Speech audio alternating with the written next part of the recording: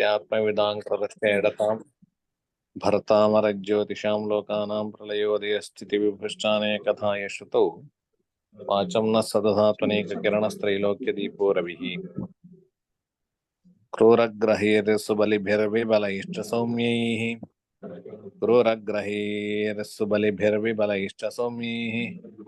क्रूरग्रहेषु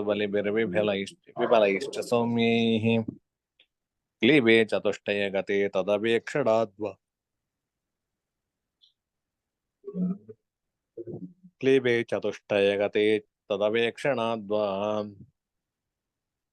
चन्द्रोपगद्विरसभागसमानरूपम् चन्द्रोपगद्विरसभागसमानरूपम् सत्त्वं वदेत् यदि भवेत् सवियोनिसंज्ञः सत्त्वं वदेत् यदि भवेत् सवियोनिसंज्ञः सत्त्वं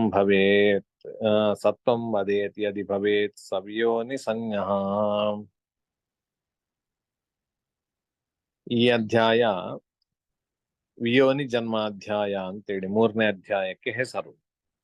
ಆಚಾರ್ಯ ಹೇಳಿದ್ದು ವಿಯೋನಿ ಜನ್ಮಾಧ್ಯಾಯ ಅಂತ. ವಿಯೋನಿ ಜನ್ಮಗಳು ಅಂತ ಹೇಳಿದ್ರೆ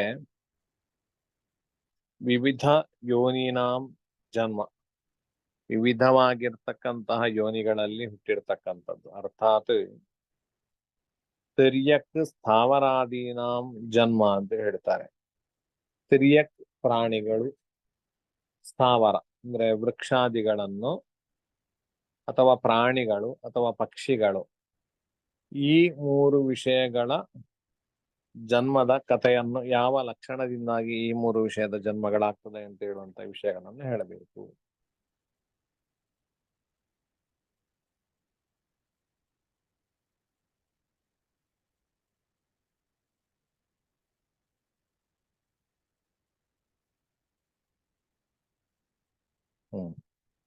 ಕ್ರೂರಗ್ರಹೀಃ ಇದರ ಪದಚ್ಛೇದ. ಕ್ರೂರಗ್ರಹೀಃ ಸುಬಲಿಭಿಃ ವಿಬಲೈಃ ಚ ಸೌಮ್ಯೈಃ ಕ್ಲೀಬೆ ಚತುಷ್ಟಯಗತೆ ತತ್ ಅವೇಕ್ಷಣಾತ್ ವಾ ಚಂದ್ರೋಪಗದ್ವಿರಸಭಾಗಸಮಾನರೂಪಂ ಸತ್ವಂ ವದೇತ್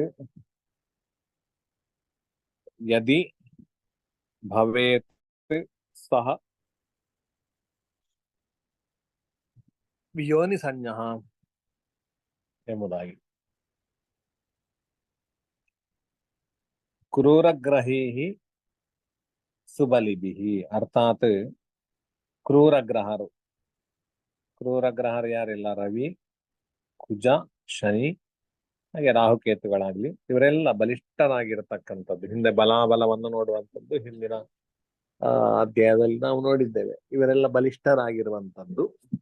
ಸ್ಥಾನಬಲ, ಕಾಲಬಲ, ಚೇಷ್ಟಾಬಲ ಇತ್ಯಾದಿ ಬಲ ಉಳ್ಳಂತವರಾಗಿದ್ದಾಗ ಸೌಮ್ಯೈಃ ವಿಬಲಿಭಿಃ ವಿಬಲೈಶ್ಚ ಸೌಮ್ಯೈಃ ಶುಭಗ್ರಹರೆಲ್ಲರೂ ಕೂಡ ಬಲಿಷ್ಠರಲ್ಲದಿದ್ದಾಗ, ಇನ್ನು ಕ್ಲೀಬೆ ಚತುಷ್ಟಯಗತೆ, ಚತುಷ್ಟಯ ಅಂತ ಹೇಳಿದ್ರೆ ಎಷ್ಟು ಹೇಳ್ತೀರಾ ಯಾರಾದ್ರೂ? ಚತುಷ್ಟಯ ಅಂತ ಹೇಳಿದ್ರೆ ಯಾವ್ದು ಅಂತ ಹೇಳಿ? ಕಂಟಕ ಕೇಂದ್ರ ಚತುಷ್ಟಯ ಸಂಜ್ಞಾ. ಸರಿ, ಸರಿಯಾದ ಉತ್ತರ. ಕಂಟಕ ಕೇಂದ್ರ ಚತುಷ್ಟಯ ಸಂಜ್ಞಾ ಅಂದ್ರೆ ಕೇಂದ್ರಗಳು. 1, 4, 7, 10ನೇ ರಾಶಿಗಳಿಗೆ ನಮ್ಗೆ ಚತುಷ್ಟಯ ಎಂಬತಕ್ಕಂಥದ್ದನ್ನ ಹೇಳ್ತಾರೆ. ಅರ್ಥಾತ್ ಕ್ಲೀಬಗ್ರಹರು ಯಾರು ಅಂತೇಳಿ ಹೇಳ್ತೀರಾ?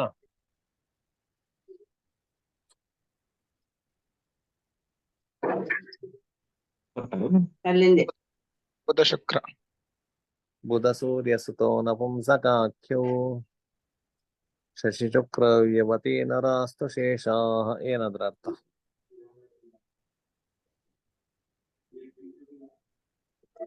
ಬುಧ ಮತ್ತು ಶನಿ ನಪುಂಸಕರು. ಶಶಿ ಶುಕ್ರರು, ಚಂದ್ರ ಶುಕ್ರರು ಸ್ತ್ರೀ ಗ್ರಹರು, ಉಳಿದವರೆಲ್ಲರೂ ಕೂಡ ಪುರುಷ ಗ್ರಹರು. ಶನಿ ಮತ್ತೆ ಬುಧ ಕ್ಲೀಬಗ್ರಹರು. ಇವರು ಕೇಂದ್ರದಲ್ಲಿರಬೇಕು ನಮಗೆ. ಈ ರೀತಿಯಲ್ಲಿ ಬಂದಾಗ ಅಥವಾ ತದವೇಕ್ಷಣಾದ್ವಾ ಅವರ ದೃಷ್ಟಿ ಬಂದ್ರು ಸಾಕು. ಶನಿಗೆ ಯಾವುದೆಲ್ಲ ದೃಷ್ಟಿ ಇದೆ? ಶನಿಗೆ ತೃತೀಯ ದೃಷ್ಟಿ, ಸಪ್ತಮ ದೃಷ್ಟಿ, ದಶಮ ತ್ರಿದಶ ತ್ರಿಕೋಣ ಚತುರಶ್ಚ ಸಪ್ತಮಾನ್ ಅವಲೋಕಯಂತಿ ಚರಣಾಭಿವೃದ್ಧಿತಃ ರವಿಜಾಮರೇಡ್ಯ ರುಧಿರಾ ಪರಿಚಯೇ ಕ್ರಮಶೋ ಭವಂತಿ ಕಿಲ ವೀಕ್ಷಣೇಧಿಕಾ. ಇದನ್ನು ಹೇಳ್ಬೇಕು. ತ್ರಿದಶ ಸಪ್ತಮ ರಾಶಿಗಳಿಗೆ ಎಲ್ಲಾ ಗ್ರಹರಿಗೂ ದೃಷ್ಟಿ. ಶನಿಗೆ ವಿಶೇಷ ದೃಷ್ಟಿ ತ್ರಿದಶ. ತಾನಿರುವ ರಾಶಿಯಿಂದ 3ನೇ ರಾಶಿಗೂ, ತಾನಿರುವ ರಾಶಿಯಿಂದ 10ನೇ ರಾಶಿಗೂ ದೃಷ್ಟಿ ಇದೆ. ಇವತ್ತು ಶನಿ ಎಲ್ಲಿದ್ದಾನೆ ಗೊತ್ತಾಗ್ತದ ನಿಮಗೆ? ಕುಂಭರಾಶಿ. ಯಾವ ರಾಶಿಗೆಲ್ಲ ದೃಷ್ಟಿ ಉಂಟು ಶನಿಯದ್ದು ಈಗ?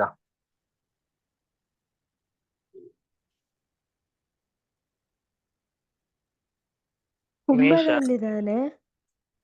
ಮೇಷಕ್ಕೆ ಮೇಷ. ದೃಷ್ಟಿ ಇಲ್ಲ. ಹ್ಮ್ ಸಿಂಹ, ಹ್ಮ್ ಧನು ವೃಶ್ಚಿಕ. ರಾಶಿ ಅಲ್ಲ, ವೃಶ್ಚಿಕ. ಮೇಷ ಸಿಂಹ ವೃಶ್ಚಿಕ ರಾಶಿಗಳಿಗೆ ಶನಿಯ ದೃಷ್ಟಿ ಇದೆ. ಹೀಗೆ ಅಥವಾ ಇನ್ನು ಬುಧನಿಗೆ ಯಾವ ದೃಷ್ಟಿ ಬರ್ತದೆ? ಬುಧನಿಗೆ ಎಷ್ಟು ದೃಷ್ಟಿ ಉಂಟು? ಸಪ್ತಮ ದೃಷ್ಟಿ. ಬುಧನಿಗೆ ಸಪ್ತಮ ದೃಷ್ಟಿ ಮಾತ್ರ ಪೂರ್ಣ ದೃಷ್ಟಿ ಆಯ್ತು.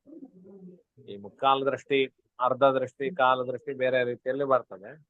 ಇಲ್ಲಿ ಪೂರ್ಣ ದೃಷ್ಟಿಯನ್ನು ಮಾತ್ರ ಇಟ್ಕೊಳ್ಳುವ. ತದವೇಕ್ಷಣಾದ್ವಾ ಚಂದ್ರೋಪಗತ್ ವಿರಸಭಾಗ ಸಮಾನ ರೂಪಂ. ಈ ರೀತಿಯ ಲಕ್ಷಣಗಳು ಬಂದಾಗ ಚಂದ್ರನ ದ್ವಿರಸ ಅಂತ ಹೇಳಿ. ರಸಗಳು ಎಷ್ಟು? 6 ಷಡ್ರಸಗಳು. ಷಡ್ರಸಗಳು ಪ್ರಸಿದ್ಧ ಅಲ್ಲ. ದ್ವಿರಸ ಅಂತ ಹೇಳಿದ್ರೆ ಎಷ್ಟು? ಅದನ್ನು 2 ಪಟ್ಟು ಮಾಡ್ಬೇಕು. ರಸಗಳನ್ನು ಎಷ್ಟಾಗ್ತದೆ? 12. 12 ಆಗತ್ತೆ. 12. ದ್ವಿರಸ ಭಾಗ ಅಂತ ಹೇಳಿದ್ರೆ ಎಷ್ಟು? ದ್ವಿರಸ ಭಾಗ ಅಂತ ಹೇಳಿದ್ರೆ 12ನೇ 1 ಅಂಶ ಅಂದ್ರೆ 12 ಈ ಚಂದ್ರೋಪಗ, ಚಂದ್ರನು ಉಪಗ ಯಾವ 12 ಹೊಂದಿರ್ತಾನೋ ತತ್ಸಮಾನ ರೂಪಂ. ಈಗ ಚಂದ್ರನು ಇವತ್ತೀಗ ವೃಶ್ಚಿಕ ರಾಶಿಯಲ್ಲಿದ್ದಾನೆ. ವೃಶ್ಚಿಕ ರಾಶಿಯಲ್ಲಿದ್ದಾಗ ಅವನ ಸ್ಫುಟ ನಮಗೆ ಒಂದು 13 ಡಿಗ್ರಿ ಅಂತ 13 ಡಿಗ್ರಿ 40 ಕಲೆ ಅಂತ ಹೇಳಿ ಇಟ್ಕೊಳ್ಳುವ. ಈಗ ಅವನ 12 ಎಲ್ಲಿ ಬರ್ತದೆ? 6ನೇ 12 ಬರುತ್ತೆ. ಹೌದು, 6ನೇ 12 ಎಲ್ಲಿಗೆ ಬರ್ತದೆ? ವೃಶ್ಚಿಕದಲ್ಲಿರೋದು ಆಚಾರ. ಹೌದು, ಮೇಷ. ಮೇಷ. ವೃಶ್ಚಿಕದಿಂದ 6ನೇ ರಾಶಿ ಮೇಷ. ಅದರಿಂದಾಗಿ ಮೇಷದಲ್ಲಿ 12 ಬರ್ತದೆ. ಮೇಷ ಸಮಾನ ರೂಪಂ ಅಂದ್ರೆ ಮೇಷಕ್ಕೆ ಸಮಾನವಾಗಿರತಕ್ಕಂತ, ಆಡಿಗೆ ಸಮಾನವಾಗಿರತಕ್ಕಂತಹ ವಿಯೋನಿ ಸಂಜ್ಞ ಅಂತಹ ಒಂದು ಪ್ರಾಣಿಯು ಹುಟ್ಟುತ್ತದೆ ಅಂತೇಳಿ ಹೇಳಬೇಕು. ಯದಿ ಭವೇತ್ ಸಹ ವಿಯೋನಿ ಸಂಜ್ಞ.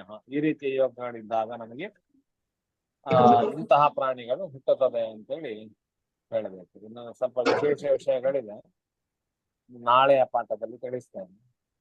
ಆಯ್ತಾ? ಸ್ವಲ್ಪ ಅರ್ಜೆಂಟ್ ಅಲ್ಲಿ ಇದ್ದೇನೆ. ಸರಿ, ಎಲ್ಲರಿಗೂ ಕೂಡ ಶುಭರಾತ್ರಿ. ಶ್ರೀಕೃಷ್ಣ ಅರ್ಪಣಮಸ್ತು. ಮೂರ್ತಿತ್ವೇ ಪರಿಕಲ್ಪಿತಃ ಜಗವೃತೋ ವರ್ತ್ಮ ಪುನರ್ಜನ್ಮನಾಂ ಆತ್ಮೇತಿ ಆತ್ಮವಿದಾಂಕೃತಶ್ಚೇಣತಾಂ ಭರ್ತಾಮರ ಜ್ಯೋತಿಷಾಂ ಲೋಕಾನಾಂ ಪ್ರಳಯೋದಯಸ್ತಿ ವಿಭುಶ್ಚಾನೇಕಧಾ ಯಶ್ರುತೌ ವಾಚಂ ನ ಸ್ವವಿಘಾತನೇಕ ಕಿರಣ ತ್ರೈಲೋಕ್ಯ ದೀಪೋ ರವಿಃ. ನಾಳೆ